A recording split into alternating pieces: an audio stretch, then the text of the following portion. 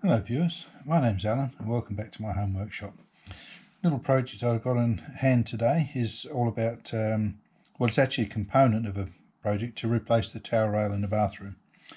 The towel rail is held in place by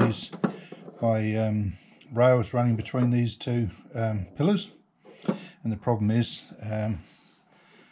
they're damaged. One of them is damaged, so you can see that what's supposed to happen is you have a plate like this which is screwed to the wall. This goes into the back of that, and then when it's in place it's secured by tightening up the grub screw. That's what's supposed to happen, but somewhere along the line this one has been bodged, and someone has attempted to replace perhaps what was a missing grub screw with this rather large and ugly self-tapper, and in the process perhaps this very important area here has become damaged, so the thing just flops about on the wall and won't stay fixed. So I gave a bit of thought to how I might be able to repair that and decided I couldn't. So, and for the cost of a new towel rail, that's what we're doing. But of course the towel rail is fitted in the bathroom and the screws go through a grout line. And so to avoid having to drill new holes in the tile, I need to be able to pick up on this screw pattern. Now, as fitted to the wall, this one has two screws in a horizontal pair of holes. The mounting plates from the new towel rail are very similar, but they're intended to be mounted with a vertical hole pattern. So I have no choice but to drill two new holes in each plate. And that's what this project is, this mini project really is all about. So I'll show you how I went about accurately drilling that hole pattern in the two plates. So my first thought was to just mark the holes, drill them with a hand drill, get out a rat tail file, and I've no doubt that'll get the job done.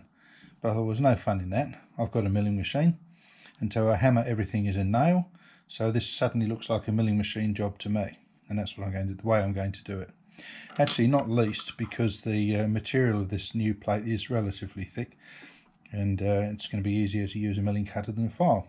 Again, because I've got one. Okay, well, drilling this hole pattern, of course, is accuracy is not particularly important. Somewhere near it's going to be good enough. But anyway, so a quick lash up. I've got a piece of angle iron mounted in the vise here, and an edge to line the back of these things up with, so I can be sure that I'm on a perpendicular axis here, and conversely that the new hole pattern that I want will be in line across that way. This is just a couple of parallels, three parallels really. That's the backing piece, and a couple of things to clamp it, this to hold this in place. And I'm going to drill a couple of holes so I can hold that in place with a couple of screws, and then I'll do the milling, and then there we go. So let's get on with it.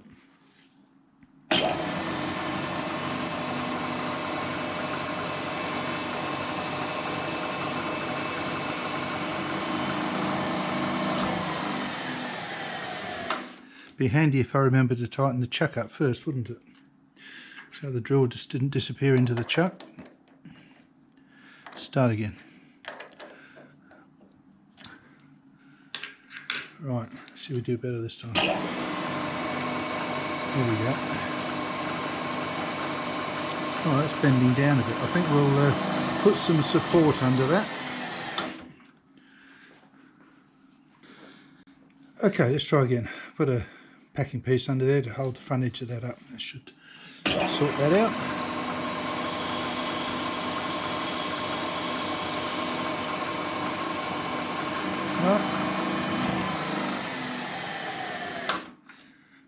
Just while we're there, we'll slap the tap in and tap the hole.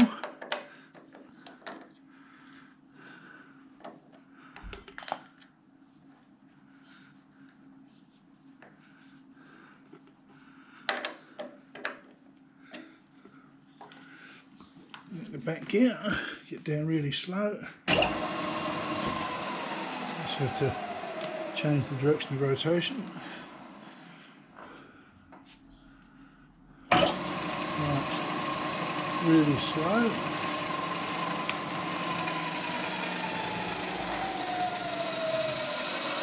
Something like that.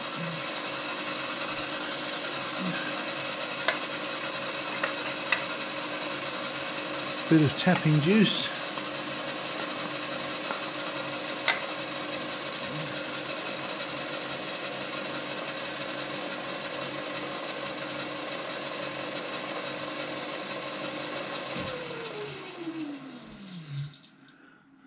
Back it out again.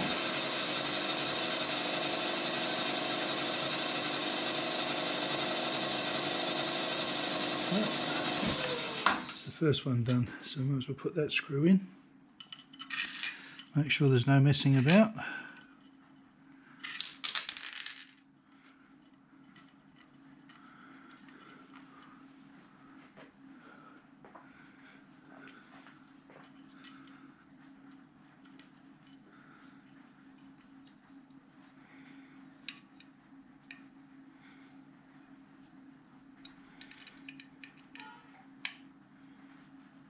Right.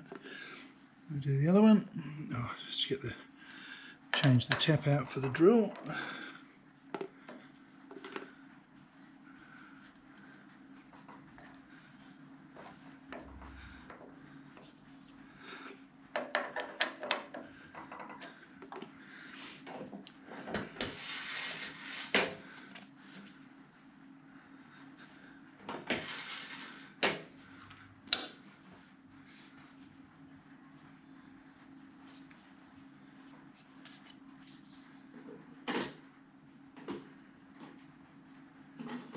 Just lining this up by eye, which is close enough, I'm sure, for this job. Yeah, somewhere there. Okay. Come out of back gear. Speed it up again. Right, here we come. Right.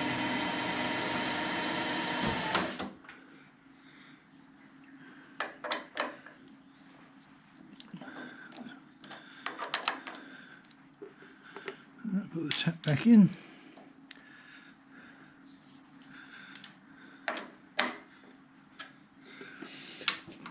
Back gear again. Slow it down. Oh. Keep forgetting to reverse it. Slow it down. Something like that.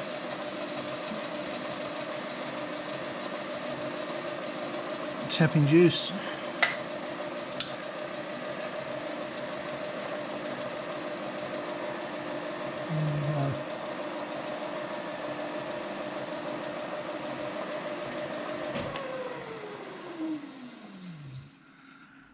Reverse it and come back out.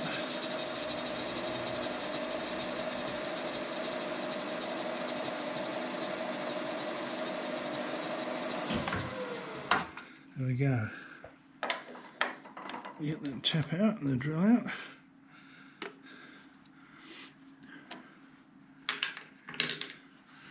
The other screw in.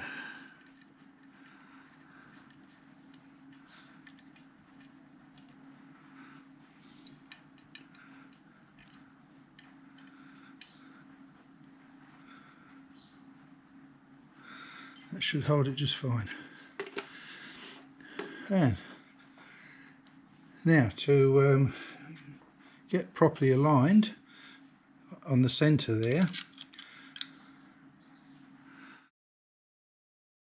Lost a bit of video here, but the idea is to use a centre finder against the back of a straight edge held across the front edges of the two pieces to set a reference mark, and from there to take half the diameter of the discs to get a centre line. Alright, so we move this to our index position.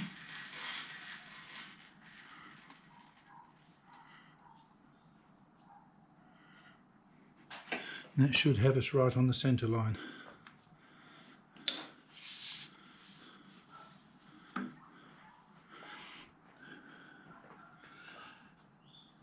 We'll take the centre finder out.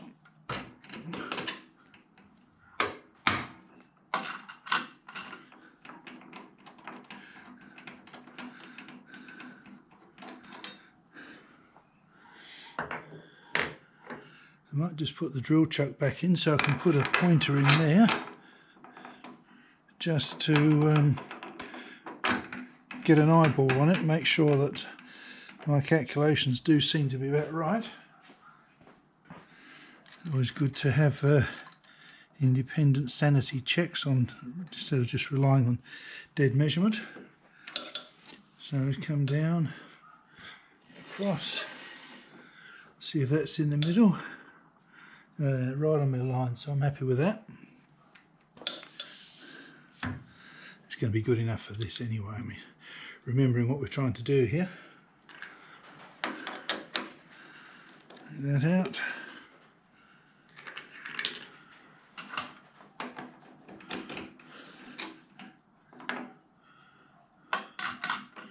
And put my milling cutter in. End mill. I've got a 4mm slot drill here, so I should be able to just push it in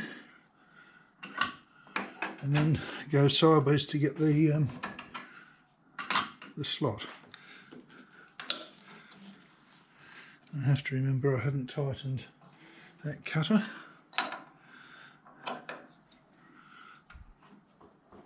Right.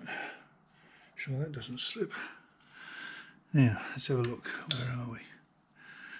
We go. The side to side really isn't very important at all. As long as we've got some sort of a slot, I think we're going about there, and then move a couple of 3mm to hit the other side. That's all we need to do. Now I think we'll go fairly quick with this, maybe at least 1000 RPM, something like that, maybe 1200. Now let's get that happening. Should we go in the right direction? Yes. Oh,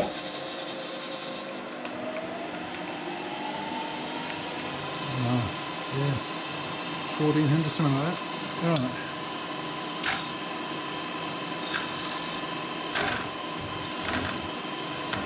That's not cutting at all well. Find out what's going wrong with that.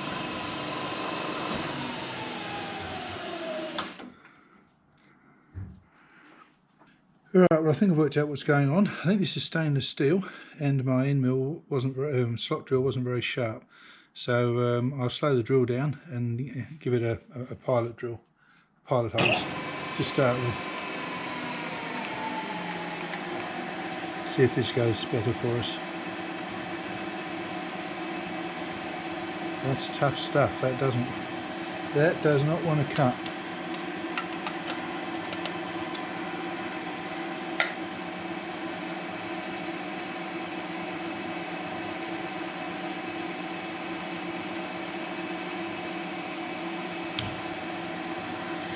That is tough, that material. No wonder my slot drill didn't want to know about it. Right, well while I'm there I better do the other one, because it's going to need it as well.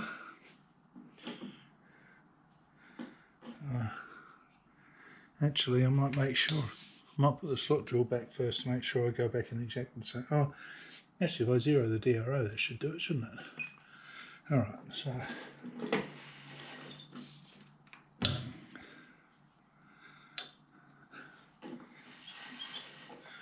somewhere there, a bit more of this stuff.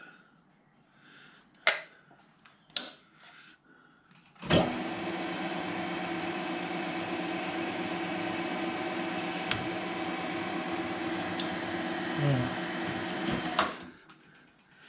Let's see if the end mill or slot drill can make some headway now it's been given a start. Actually, now I know that it's stainless steel, I might use a carbide end mill. Okay, well I've got my carbide end mill in. In fact, now I know it's stainless steel, I'm rather glad I didn't try and do it with just a drill and a rat tail file. It might have been a tough job. Anyway, let's see how we go with this.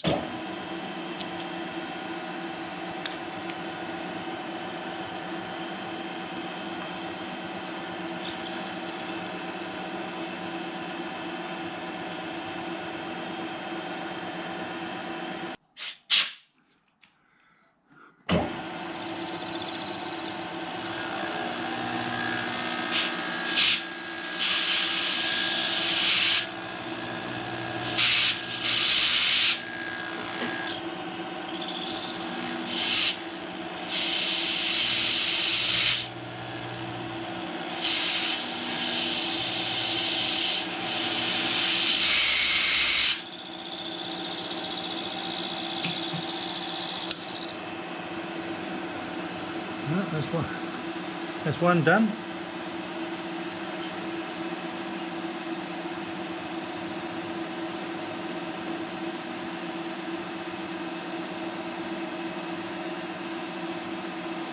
Right.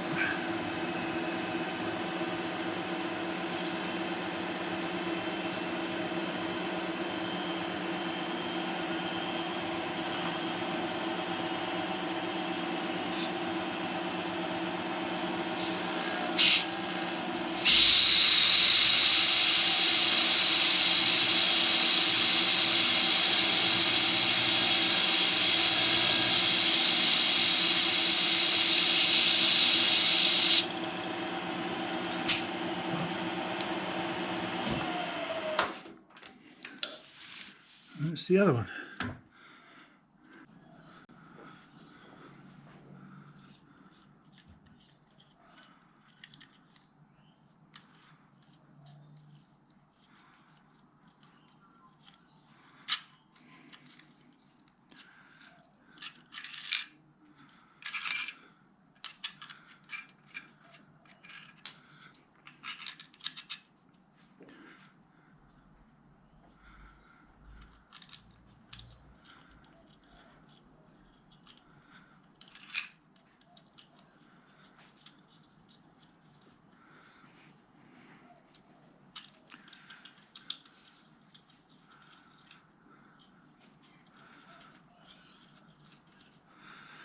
So all I've got to do before I tighten these screws up is make sure this is pushed against that. The side to side doesn't matter, as long as it's up against the reference surface at the back there.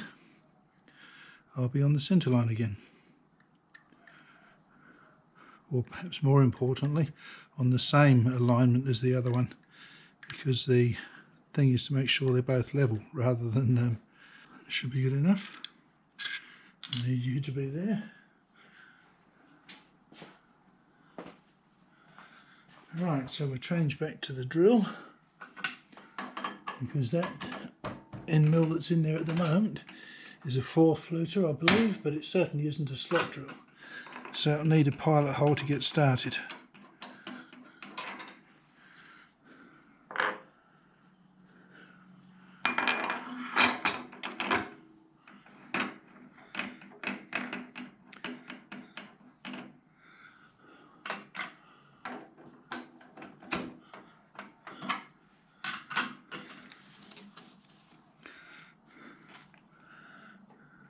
In the middle there somewhere.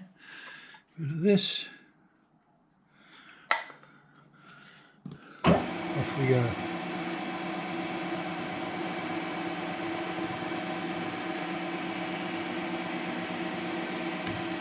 That's tough stuff. I don't need to zero. Somewhere there. More of this.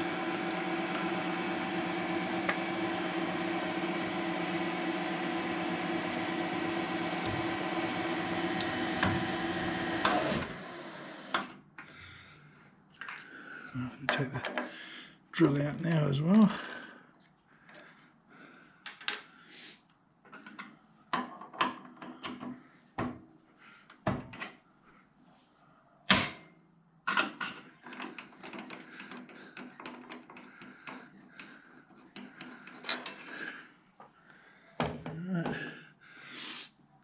Carbide end mill back in.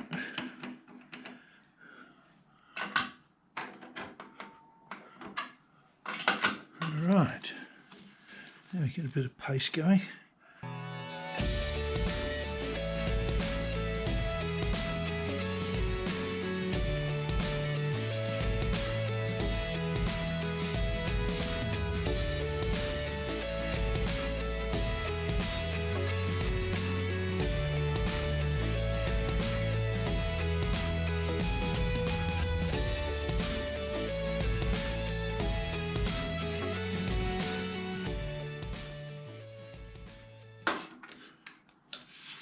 Right, I think that'll do it. Yeah, it's good to go. Bit of deburring and I think it's done.